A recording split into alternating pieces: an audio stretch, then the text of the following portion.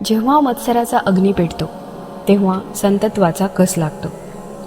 तुकोबारायांच्या गच्छंतीनंतर विरोधकांनी पुन्हा एकदा डोके वर काढले. संत कान्होबा महाराजांचे नाव मिटवण्यासाठी आणि तुकोबांची गाथा खोटी ठरवण्यासाठी एक भयंकर कट रचला जात होता. पण ज्याच्या पाठीशी प्रत्यक्ष पांडुरंग उभा असतो त्याचा पराभव कसा शक्य आहे? कान्होबा महाराजांनी या संकटाचा सामना कसा केला जाणून घेण्यासाठी आजचा हा विशेष भाग. जय हरी विठ्ठल. श्रोते हो, मागील 5व्या भागात आपण पाहिले की जगद्गुरू संत तुकाराम महाराजांच्या वैकुंठ गमनानंतर देहूच्या भूमीत आणि वारकरी संप्रदायात कशी अथांग पोकळी निर्माण झाली होती. तुकोबांच्या विरहाने खचलेल्या संत कान्होबा महाराजांना प्रत्यक्ष पांडुरंगाने आणि तुकोबारायांनी कसा दृष्टांत दिला. शोकात बुडून न जाता तुका माझा स्वामी मी तुकाचा दास या भावनेने कान्होबांनी तुकोबांच्या विचारांचा आणि अभंग गाथेचा वारसा पुढे चालवण्याची प्रतिज्ञा केली होती. विचार करा, तुमच्या पाठीशी असलेला तुमचा मोठा भाऊ तुमचा पाठीराखा आता या जगात नाही आणि याच संधीचा फायदा घेऊन विरोधक तुमच्यावर आणि तुमच्या गुरूंच्या विचारांवर हल्ला बोलतात. तुकाराम वैकुंठाला गेलेच नाहीत आणि त्यांचे अभंग अस्सल नाहीत असा अपप्रचार जेव्हा गावोगावी पसरवला जाऊ लागला तेव्हा कान्होबा महाराजांसमोर केवळ स्वतः सिद्ध करण्याचे नाही तर आपल्या भावाचे संतत्व आणि सत्य जगासमोर टिकवून ठेवण्याचे आव्हान उभे राहिले. असे काय घडले होते त्या भरसभेत ज्यामुळे कान्होबा महाराजांच्या एकाच शब्दाने विरोधकांचे अवसान गळून पडले? चला वळूया आजच्या या रोमांचकारी प्रसंगाकडे. जय जय रामकृष्ण हरी. विठ्ठल भक्तांनो, संत कान्होबा महाराज जीवनचरित्र या मालिकेच्या 20व्या एपिसोडच्या 6व्या भागात तुम्हा सर्व भाविकांचे मनापासून स्वागत. संत कान्होबा महाराज म्हणजे केवळ तुकोबारायांचे बंधू नव्हते, तर ते तुकोबांच्या विचारांचे ढाल आणि तलवार होते. जेव्हा जेव्हा संप्रदायावर संकट आले तेव्हा कान्होबा महाराज नम्रतेची मूर्ती बनून पण पर्वतासारखे अचल उभे राहिले. आजचा भाग 6 कान्होबा महाराजांच्या अथांग धैर्याची, निष्ठेची आणि विठ्ठलावरील अढळ श्रद्धेची साक्ष देणारा आहे. तुकोबारायांचे वैकुंठ गमन झाल्यानंतर देहू आणि आसपासच्या परिसरात एकीकडे शोकाकुल वातावरण होते, तर दुसरीकडे काही उच्चवर्णीय आणि कर्मठ लोकांच्या मनात पुन्हा एकदा मत्सराची ठिणगी पडली होती. त्यांना वाटले, तुकाराम तर निघून गेले, आता त्यांच्या पाठीमागे या वारकरी चळवळीला संपवण्याची हीच योग्य वेळ आहे. त्यांनी गावोगावी अफवा पसरवायला सुरुवात केली. ते लोकांना म्हणू लागले, तुकाराम वैकुंठाला गेले हे सर्व थोतांड आहे आणि त्यांनी रचलेले अभंग हे धर्माच्या विरोधात आहेत.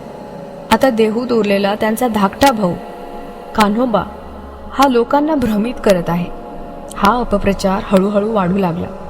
निष्पाप वारकऱ्यांच्या मनात शंकेची पाल चुकचुकली. जेव्हा ही बातमी संत कान्होबा महाराजांपर्यंत पोचली तेव्हा त्यांच्या डोळ्यात राग नाही तर अथांग दुःख निर्माण झाले. कान्होबा महाराज स्वतःशीच म्हणाले, माझ्या तुकोबांचा देह जरी अदृश्य झाला असला तरी त्यांचे विचार सत्य आहेत. माझ्या जिवंतात मी तुकोबांच्या नामाला कलंक लागू देणार नाही. विरोधकांनी देहूच्या धर्मसभेत कान्होबा महाराजांना पाचारण केले. सभेच्या ठिकाणी शेकडो लोक जमा झाले होते. सभेतील मुख्य पंडितांनी ताठर आवाजात कान्होबांना विचारले, कान्होबा, तुकाराम गेले आणि आपल्या मागे अभंगाची गाथा सोडून गेले असा दावा तुम्ही करता, पण या गाथेतील शब्द सत्य आहेत आणि तुकारामांना विठ्ठलाचा साक्षात्कार झाला होता याचा पुरावा काय? जर तुमच्यात आणि तुमच्या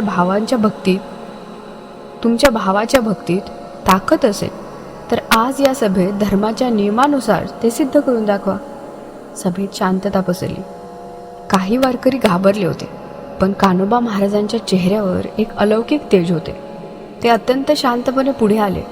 त्यांनी दोन्ही हात जोडले आणि सभेला संबोधित करत म्हणाले, शास्त्री बुवा, भक्ती ही पुराव्याची किंवा तर्काची मोहताज नसते. माझे तुकोबा काय होते हे इंद्रायणीच्या पाण्याने आणि या पांडुरंगाने पाहिले आहे. पण जर तुम्हाला माझ्या भावाच्या सत्याची परीक्षा घ्यायची असेल तर ही परीक्षा कान्होबा द्यायला तयार आहे. कान्होबा महाराजांनी हातात टाळ घेतले. त्यांनी डोळे मिटले आणि पांडुरंगाचे स्मरण केले. तुकोबारायांची मूर्ती त्यांच्या डोळ्यांसमोर उभी राहिली. कान्होबा महाराजांनी अभंग आळवण्यास सुरुवात केली. माझे भक्तीचे हे धन, पांडुरंग माझे मन, तुका म्हणे सत्यासाठी, उभा राही जग जेठी. कान्होबांचा आवाज जसा जसा गगनात घुमू लागला तसे तसे सभेत एक विलक्षण परिवर्तन घडू लागले. कान्होबा महाराजांच्या अंगातून एक दैवी चैतन्य वाहू लागले. असे म्हणतात की जेव्हा विरोधकांनी तुकोबांच्या अभंगांची टवाळी करण्याचा प्रयत्न केला, कान्होबा महाराजांनी तुकोबांचा एक असा अभंग गायला आणि त्याचा असा गूढ अर्थ स्पष्ट केला की सभेतील मोठे मोठे विद्वान अवाक झाले. ज्या शास्त्रांचे ज्ञान मिळवण्यासाठी लोकांना वर्षे लागायची, ते संपूर्ण ज्ञान कान्होबांच्या मुखातून सहजतेने प्रगट होत होते. हे कोणतेही पाठांतर नव्हते, तुकोबांच्या कृपेने मिळालेली आत्मज्ञानाची प्रचिती होती. कान्होबांचे ज्ञान आणि त्यांची निष्कलंक भक्ती पाहून सभेत उपस्थित असलेले विद्वान निरुत्तर झाले. ज्या पंडितांनी कान्होबांना आव्हान दिले होते त्यांना स्वतःच्या अहंकाराची लाज वाटू लागली. त्यांना कळून चुकले की तुकाराम महाराज केवळ एक व्यक्ती नव्हते, तर ती एक शक्ती होती आणि ती शक्ती आज कान्होबा महाराजांच्या रूपात बोलत आहे. सभेतील मुख्य शास्त्री स्वतः उठले आणि त्यांनी कान्होबा महाराजांच्या चरणी माथा ठेवला. ते म्हणाले, कान्होबा महाराज, आम्हाला क्षमा करा. आम्ही तुकोबारायांना ओळखण्यात चूक केली आणि तुमच्या भक्तीवर शंका घेतली. तुकोबारायांचे तेज तुमच्या रूपात आजही जिवंत आहे.